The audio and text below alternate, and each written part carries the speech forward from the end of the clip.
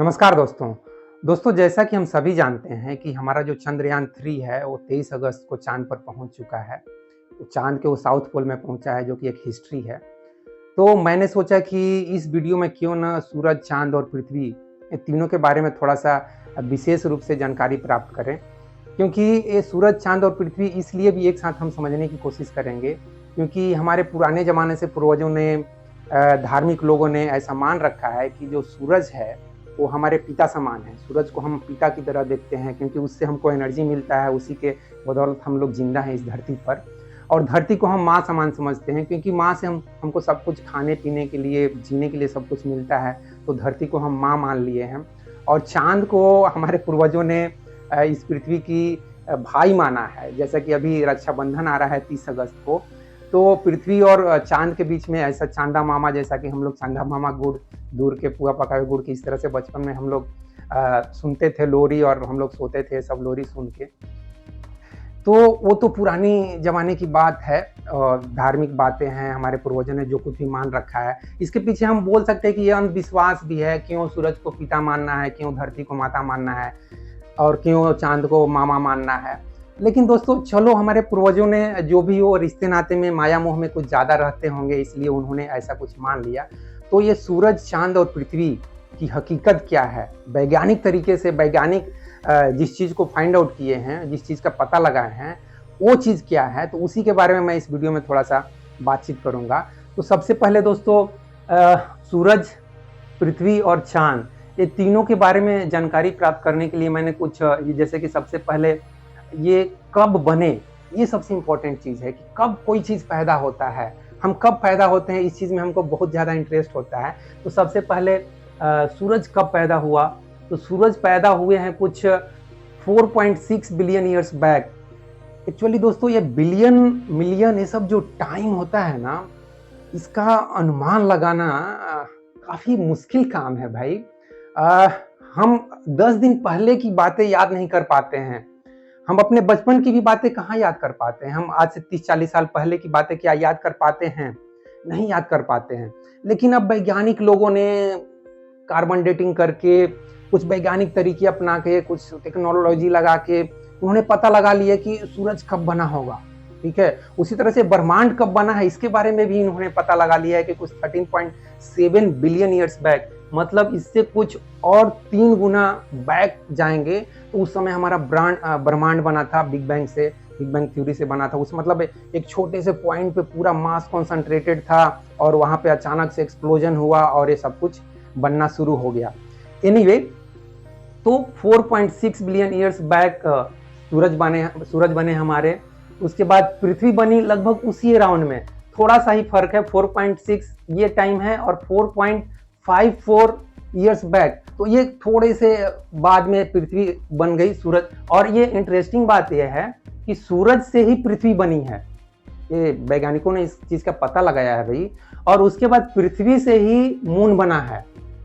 तो ये सब चीजें, मतलब जो आम जनता है, जो आम नागरिक हैं, जो जिनका साइंटिफिक टेम्परामेंट जो बोलते हैं ना, जैसे कि हमारा संविधान भी चाहता है कि जो आम आदमी हैं उनकी जो थिंकिंग हो, उनकी जो सोचने समझने की जो दृष्टिकोण हो, उनका जो एटीट्यूड हो माइंड का, वो साइंटिफिक होना चाहिए, वो वैज्ञानिक दृष्टिकोण होना चाहिए। तो उसी दृष्टिकोण को पैदा करने के लिए मैं जनरली अपने सभी वीडियो बनाता हूँ। आप देखेंगे कि मैं वीडियो में साइंटिफिक टेम्परमेंट ही डेवलप करने की कोशिश करता हूँ। तो इस वीडियो में मेरा मकसद वही है। तो अर्थ जो बना है सूरज से ही बना है, सूरज के ही कुछ टुकड़े हुए और वो टुकड़े उससे अर्थ बन गया, कुछ मार्स बन गया, कुछ जुपिटर बन गया। इस तरह से अलग अलग जो सोलर सिस्टम में 9 प्लैनेट हैं, जो कि प्लूटो अभी आउट ऑफ सोलर सिस्टम चला गया है, तो 8 प्लैनेट हैं। तो सूरज से ही हमारी पृथ्वी बनी है और इसलिए सूरज को हम लोग पिता समान देखते हैं और इसका सूरज की बेटी हम लोग मानते हैं कि इससे ये बना है। और अर्थ का एक्चुअली मून को बेटा समझना चाहिए, भाई क्यों समझते हैं, शायद एक साथ लगभग बने हैं इसलिए शायद भाई बहन मान लिए होंगे, जो भी हो। तो अर्थ से मून बना है जो कि near about same 4.5 billion years back ये बना है, और 4.51.03 का फर्क है बिलियन ईयर्स बैक का। तो अर्थ से मून बना है। तो आप दोस्तों थोड़ा इमेजिन कीजिए कि क्या वो समय रहा होगा जब सूरज इतना हॉट और उससे कोई चीज टकरा रहा है या खुद उसमें एक्सप्लोजन हो रहा है, खुद विस्फोट हो रहा है और उससे पृथ्वी बन रही है और पृथ्वी में कोई चीज टकरा रहा है, जैसा कि हम इमेजिन करते हैं कि मार्स टाइप का कोई मंगल ग्रह जितना बड़ा एक ऑब्जेक्ट आके पृथ्वी से टकराया था और वो इतना बड़ा एक्सप्लोजन हुआ था कि उसी से पृथ्वी का एक टुकड़ा क्या मतलब टुकड़े टुकड़े बिखर गए पूरा अर्थ के चारों तरफ, और वही टुकड़े अर्थ के चारों तरफ घूमने लगे ग्रेविटेशनल फोर्स के कारण, और वो टुकड़े फिर धीरे धीरे कंबाइन होके मून बन गया।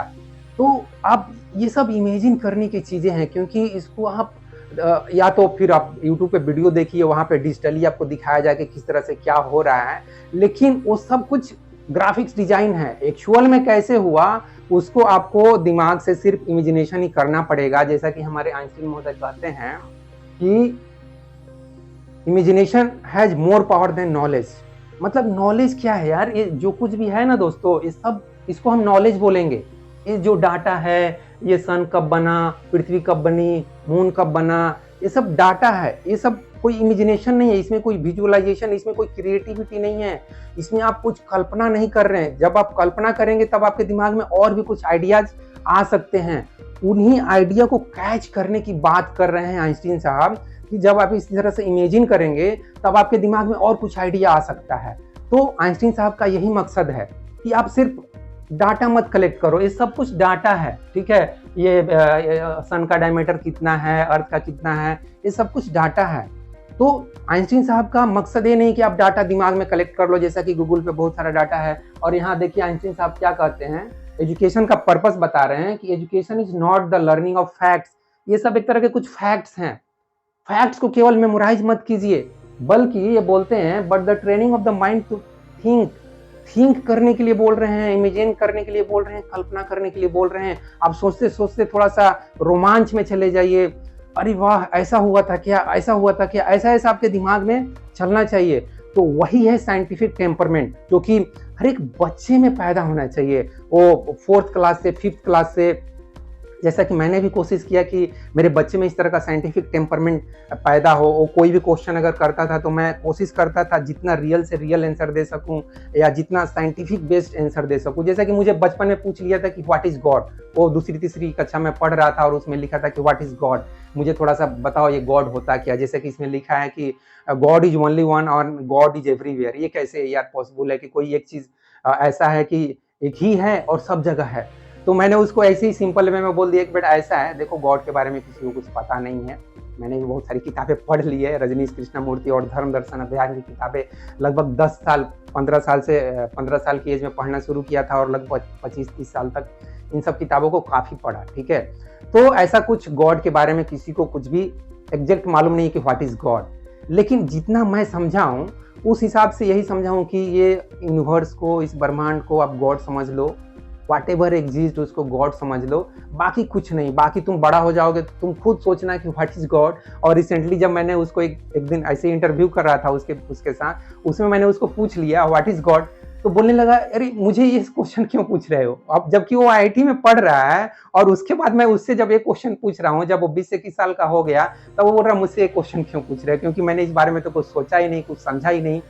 तो ये चीज, यही साइंटिफिक टेम्परमेंट है भाई। साइंटिफिक टेम्परमेंट का मतलब आप खुद सोच रहे हो, खुद समझ रहे हो, खुद अनुभव कर रहे हो, एनालाइज कर रहे हो, इमेजिनेशन कर रहे हो। अब मेरा बेटा फ्रैंकली बोल दिया कि मैंने यार गॉड के बारे में, भगवान के बारे में, परमात्मा के बारे में, सुप्रीम पावर के बारे में कुछ समझा ही नहीं, तो मुझसे एक क्वेश्चन पूछ रहे हो, मैं इसका कुछ भी जवाब दे नहीं पाऊंगा, इसलिए मुझसे क्वेश्चन मत पूछो। तो उस पार्ट को मुझे एडिट करना पड़ा।